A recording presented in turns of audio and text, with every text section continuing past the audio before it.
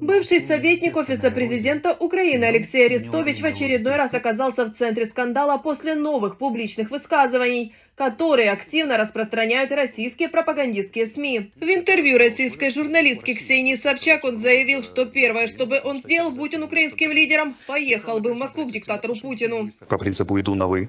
Это не на поклон, а это как Саша Белый на стрелку. Арестович заявил, что во время встречи с Путиным он бы заявил, что меняет направление внешней и внутренней политики Украины, чтобы страна-агрессор осталась довольна. Украина больше никогда не будет представлять угрозы для Российской Федерации со своей территории. Бывший советник Офиса президента Украины готов отдать украинские территории кремлевскому режиму. Я отдаю 4 области и Крым.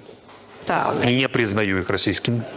Отдаю на условиях как ФРГ и ГДР. Вывожу войска и ставлю их по границе. Бывший украинский чиновник вспомнил и о братских народах – россиянах, белорусах и украинцах. Для меня они символическое единство представляют собой. Мне, честно, очень больно, что украинцы, русские и белорусы могут убивать друг друга. Арестович сказал, что будет готов возложить цветы русским солдатам, если Россия тоже сделает это для украинских. А если они воздержатся, то он это сделает сам. Ранее Арестович отреагировал на то, что украинцы заметили, что он презирает украинский народ. Я презираю украинцев. Я вам в лицо говорю, что я вас презираю. Алексей Арестович вскоре после начала полномасштабного вторжения Российской Федерации в Украину сбежал из страны и уже долгое время находится за границей. Его высказывания регулярно вызывают широкий резонанс. А в мае 2025 года он попал под украинские санкции за распространение тезисов, созвучных российской пропаганде. War has always produced the greatest heroes and the greatest villains. But war also produces the greatest charlatans and traitors. One of the most brilliant, without a doubt, is Aristovich. A Swiss army knife. He was a pilot, he was burned in a tank, and he invented philosophy. I'm a pilot myself. He should have gone for a turn. He pulled it off. We even know who Aristovich looked up to. They might even be related. He's a national football player. I graduated from the economics department. You're dealing with a Soviet photographer. I'm a good athlete in many sports.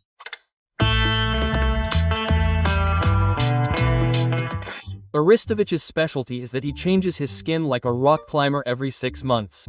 Lyasia has changed his tune so many times that it's hard to remember who he was originally on. He supposedly promised to defeat Russia in 2 or 3 weeks and personally went to win the Russian language ribbon, but then suddenly his own language became the Russians. Putin is a different story. Putin needs to come and say, "Dear friends, Vladimir Vladimirovich, let's make peace with you, but we'll do it in a particularly cunning way. We'll file a class action lawsuit against the West, Ukraine and Russia together, and say something wonderful. Guys, let's do it." Alexei, the West doesn't owe us anything. To anyone, neither one nor the other. The West owes us everything. It's gotten to the point where he trusts Putin more than the president of Ukraine. And he's even ready to move to Mother Russia and serve time in prison there. Alexei, please tell me, have you considered visiting Russia? In what status? I'm an extremist and a terrorist here, but if, say, someone invited you to Russia, would you come? It depends on who guarantees that I won't be arrested there. Sitting in the Russian system of IZV, like serving a sentence, is not in my life plans, for example, because they won't let me voice my opinions there. Audiobooks, yes, if they say, sit down, then voice the audiobooks, I'm even willing to consider that option. And if they guarantee safety?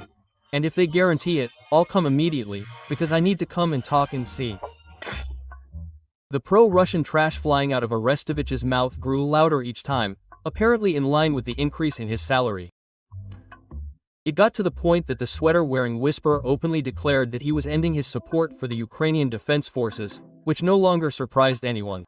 And the modern Ukrainian project, independent of the Russian Empire of the Soviet Union, was built exclusively as anti-Russian. Looking ahead, we can immediately say that this means that Ukraine is not independent. And now, it would seem, the corrupt Lyasia has already earned new FSB shoulder straps, when she suddenly remembered again that Russia is an aggressor, and we must fight it. Arestovich, you won't believe it, has kindly resumed collecting for the Ukrainian armed forces. Occupy, that's where they'll be. True, the Ukrainian armed forces heard nothing about it and said they want nothing to do with this walking Spanish disgrace. Don't think I'm a sweetheart. Why did Arestovich change his tune again? It's a mystery. Maybe funding was cut because everyone in the swamps is already dragging out their surge due to the massive economic catastrophe. Or maybe Agent Lycia looked at the successes of the Orcs' massive summer offensive and realized that staying on the side of the clearly losing non-Domperiu was a lost cause, and quickly swapped his foot wraps for yellow and blue socks. And things aren't so clear-cut anymore. Arestovich started raising money for the Ukrainian army and called Russia an anarchist who attacked Ukraine without any logic, although just recently he was justifying Putin's aggression and shouting that there are Nazis and fascists in Kyiv. This is state policy that encourages this 3rd Brigade, this assault brigade, which Putin considers Nazis, they're turning them into a corps. And the point is that the bases, whom they also consider Nazis, are being turned into a corps. We're starting the timer until Arestovich flips the switch again and starts rooting for Pushkin. And aggressive ananism is considered the greatest patriotism. 33 combat sorties in this saw where? Behind the frontal line. If you ask artificial intelligence to draw a snake on a frying pan, it will produce a portrait of Arestovich, the greatest slippery and unprincipled creature. Lycia, of course, is only the tip of the rotten iceberg of so-called fighters against the Putin regime.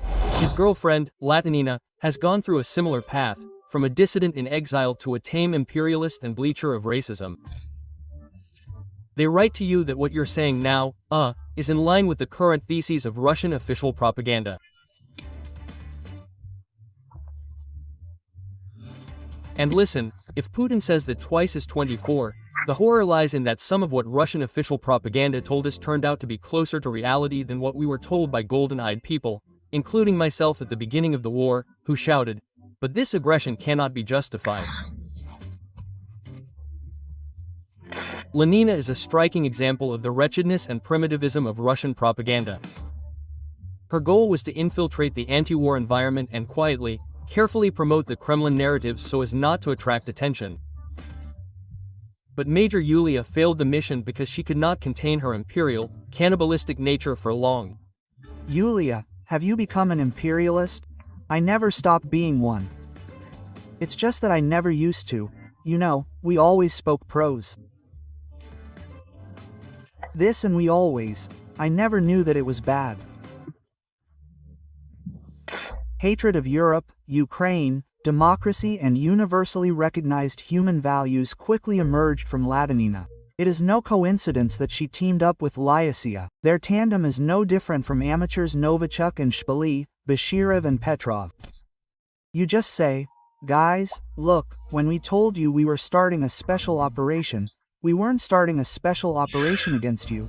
We were starting it against this fascist junta of yours that treats you like cattle. Having violated the Ukrainian constitution, what did it forbid you from? Well, to have the right to representation, to be protected by your country. It refused to protect you.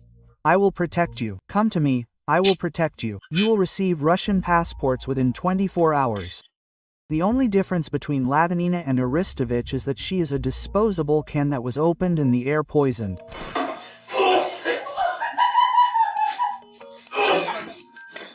And Arestovich is a reusable jar of cucumbers that is constantly opened and rolled back up. But it's unclear who in their right mind still swallows this. Who are all these people? There are a few more interesting specimens among the so-called good Russians. For example, a certain Svedev, Who calls himself a libertarian and a fighter against the Putin regime. Svedev? In 1922, he fled from Mordor to Brazil and from their dreams of a happy Russia of the future. For those who don't know, a libertarian is someone who prioritizes individual freedom and defends the principle of non-violence. That is, no one has the right to use force first. And despite this, libertarian Svedev does not condemn Russia's aggression against Ukraine. For him, this is normal. Principles are principles, but the Russian spirit in his head has poisoned everything human. Fine. Russia must pay reparations. No, 100%. Reparations in favor of Ukraine, which Russian oppositionists who have fled abroad are demanding. You said a crime against Russia.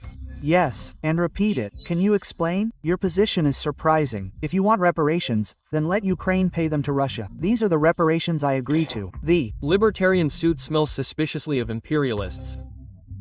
Even propagandist Sobchak couldn't help but mock this fighter against Putin's regime.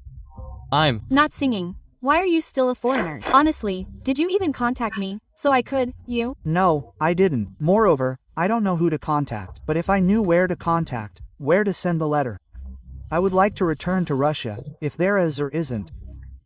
What views? I still don't agree with the policy. Just let Ukraine pay us reparations. This is straight up Channel 1. It's Long been known that a Russian liberal ends up asking whose Crimea is. This is an incurable disease of Russian serfs. It's like they don't vaccinate against rabies in the swamps on principle. Whose Crimea is it? and Russian, no question, Russian, Of course, Donbass would have been given up. but not now. No. No, this is a principled position. I am ready to defend it. Our dirty rating would be incomplete without Comrade Dud. If anyone still doubted his political orientation, then the interview with Nevzorov has effectively become an imperialist catastrophe. Do you work with Ukrainian intelligence? You're a Truly remarkable person. No, do you have contacts? Maybe you drink tea there? Up. Dute seriously argued that Russians can't be compared to the German Nazis because they killed and tortured fewer people. The approaches are, of course, the same, but there aren't enough corpses to condemn the god-bearing people so harshly. Alexander, you know, I'm just, frankly, in an awkward position right now because I have to defend the army that attacked Ukraine. I don't want to do that. Well, but at the same time, I understand that the facts have already been so far-fetched that I simply can't remain silent about this.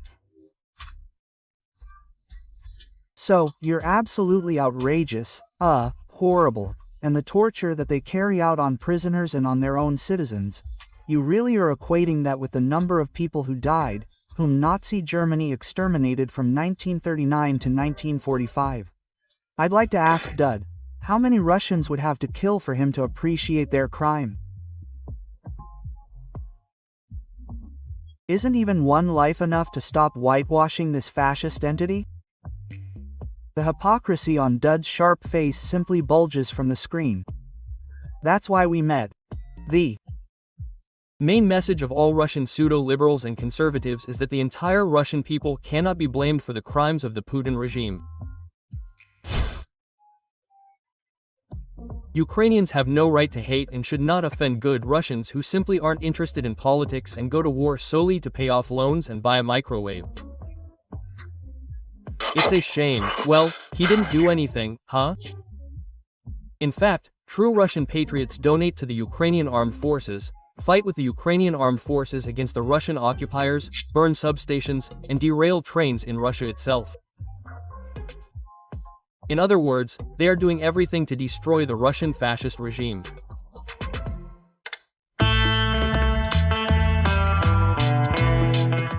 I'd like to remind you that this video is created for entertainment purposes and contains elements of satire and irony. All facts and events are presented in a hyperbolic or exaggerated form for comic or dramatic effect. We do not intend to mislead, but rather to emphasize humor. Please take this with a smile.